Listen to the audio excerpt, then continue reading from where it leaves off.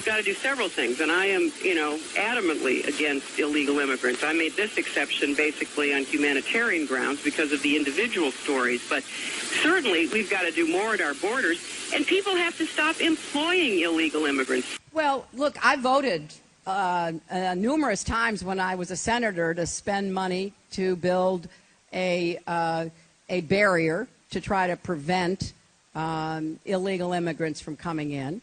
Instead of building walls, we need to be tearing down barriers.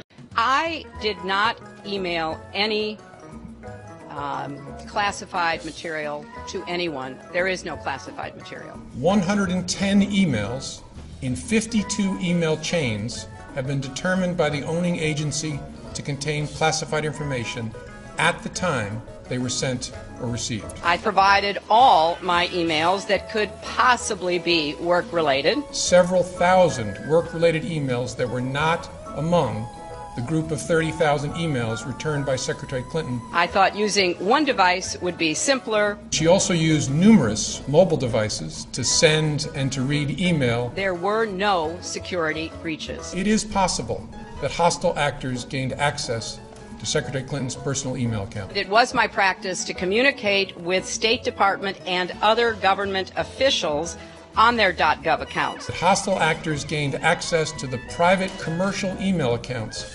of people with whom Secretary Clinton was in regular contact from her personal account. No doubt that we've done exactly what we should have done. They were extremely careless in their handling of very sensitive, highly classified information. People will be able to judge for themselves. We cannot find a case that would support bringing criminal charges on these facts. Thank you. Thank you. Thank you very much. To be clear, this is not to suggest that in similar circumstances, a person who engaged in this activity would face no consequences. Americans will find that, interesting, and I look forward to having a discussion about that.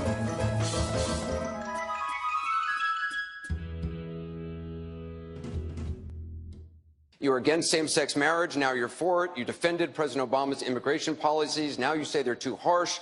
You supported his trade deal dozens of times. You even called it the gold standard. Now, suddenly last week, you're against it. Will you say anything to get elected? Well, actually, I have been very consistent over the course of my entire life. I have always fought for the same values and principles. Do you think New York State should recognize gay marriage? No. No. Okay. I believe that marriage is not just a bond, but a sacred bond between a man and a woman. I have not supported same-sex marriage. I have supported civil partnerships and contractual relationships. I support marriage for lesbian and gay couples. I support it personally and as a matter of policy and law. Just in July, New Hampshire, you told the crowd you, quote, take a backseat to no one when it comes to progressive values.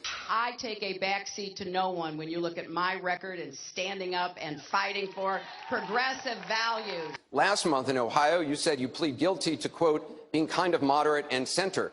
Do you change your political identity based on who you're talking to? No. I think that, like most people that I know, I have a range of views, but they are rooted in my values and my experience. I get accused of being kind of moderate and center. I plead guilty. Just for the record, are you a progressive or are you a moderate? I'm a progressive. I support the Second Amendment.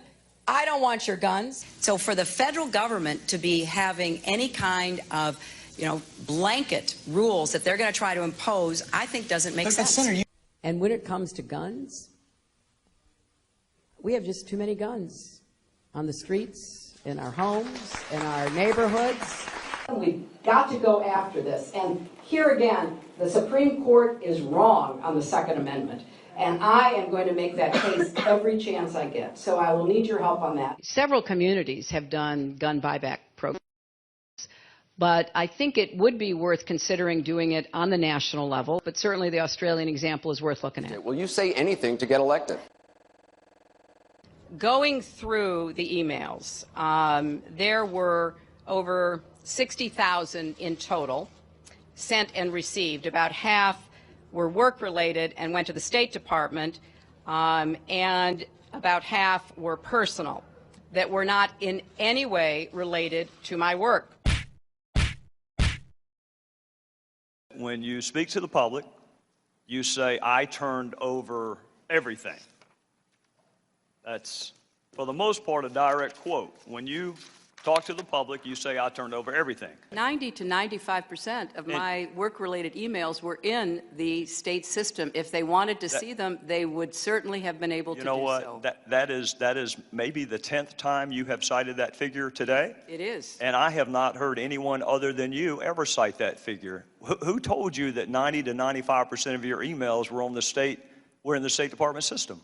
Who told you that? We learned that from the State Department in their analysis of the emails that were already on the system. The Inspector General report found that less than 1% of State Department emails, record emails, were captured.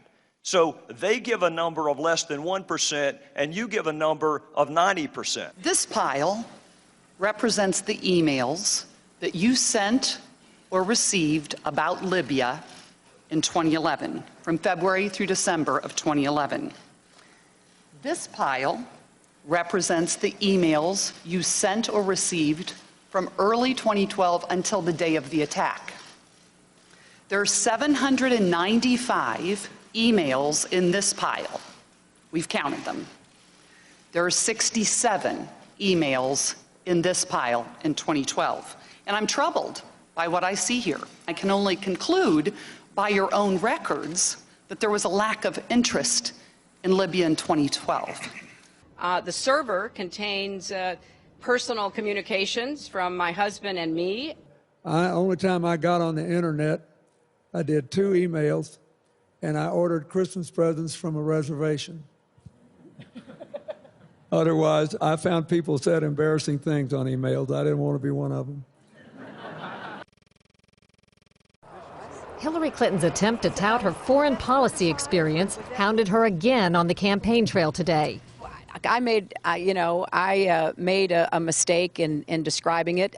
She claimed she misspoke last week and was sleep deprived when she described landing under sniper fire in Tuzla, Bosnia, something that didn't happen. But CBS News has found several times in the past few months when Senator Clinton used the Bosnia trip to try to show her international experience. December in Iowa. We landed in one of those corkscrew landings and ran out because they said there might be sniper fire.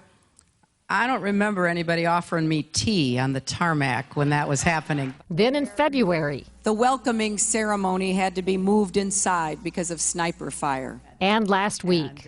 I remember landing under sniper fire. We basically were told to run to our cars. Now that is what happened. Some differing accounts of your trip to Bosnia, and I'm wondering if you can clarify. I know you recall, ducking under sniper fire, and Sinbad in his account, who's on the trip, he said that the most dangerous part was remembering where he was going to eat next. He's a comedian, Jeff. He's a comedian. So you actually recall, hearing gunfire, and were you when we were flying into Bosnia, we came in a evasive maneuver. There was no greeting ceremony, and we basically were told to run to our cars. Now that is what happened. After CBS News video showed what really happened when she landed and greeted officials, Senator Clinton maintained there were risks, but explained to the Philadelphia Daily News why she was seen on the Bosnian tarmac greeting a young child if it was really so dangerous.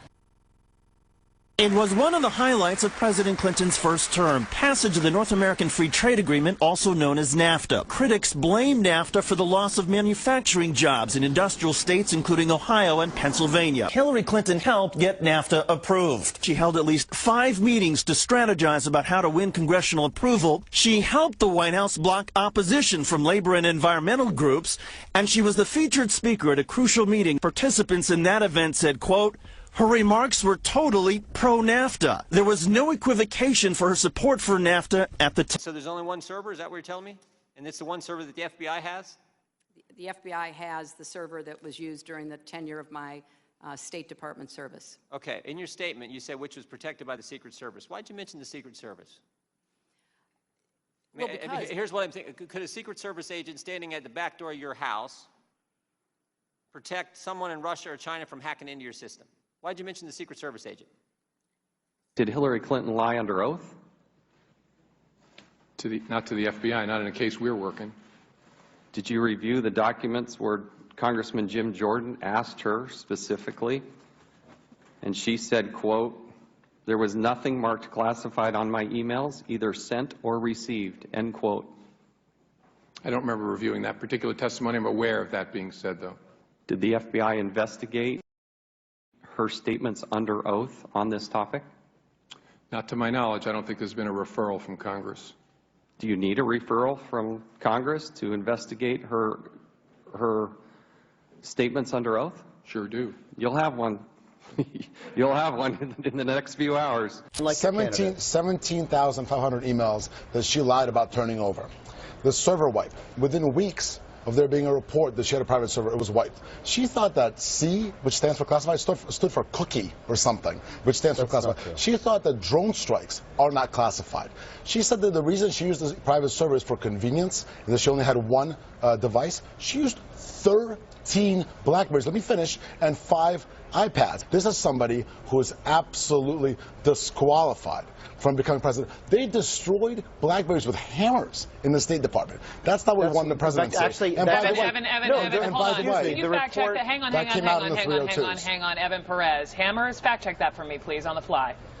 Yes, they did, Brooke. As you mentioned, there were 13 devices, mobile devices, and 5 iPads that the FBI said that, you know, in some way were used with her private email server, and they did, in some cases, just destroy them with hammers when they were done using them. The big ones, the obvious ones, like blaming Benghazi on a YouTube video after the fact, when we know that to be false. Or, of course, the email server. Those are obvious. But when I say sociopath, or at the very least, a compulsive liar, what we point to are lies that are made constantly that don't really matter when people aren't paying attention. But she lies anyway. Like claiming Chelsea Clinton was jogging around the World Trade Center on 9/11. That was a lie. Like claiming that she landed under sniper fire in Bosnia, just like Brian Williams' helicopter story. That was a lie. Like her claiming that she was named after Sir Edmund Hillary because he was one of the first people to climb Mount Everest.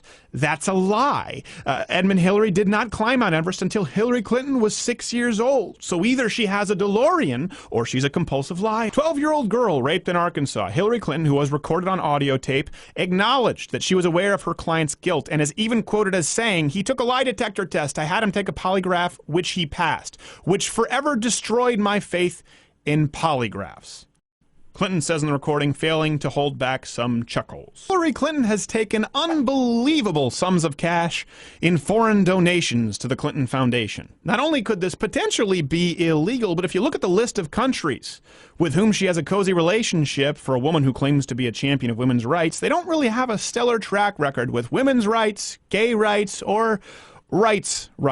Some countries that gave massive multi-million-dollar sums to the Clinton Foundation include Saudi Arabia, UAE, Oman, Qatar, Qatar, however you say it, Kuwait, Algeria, and more. I know that all politicians have some money coming in from unsavory characters, but it pales in comparison to the way Clintons have handled their money and foreign donations. She was just holding on to my hand. She didn't, because I had started to turn away from her, and she held on to my hand, and she said, "Do you understand everything that you do?" I mean, cold chills went up my spine. That's the first time I became afraid of that woman.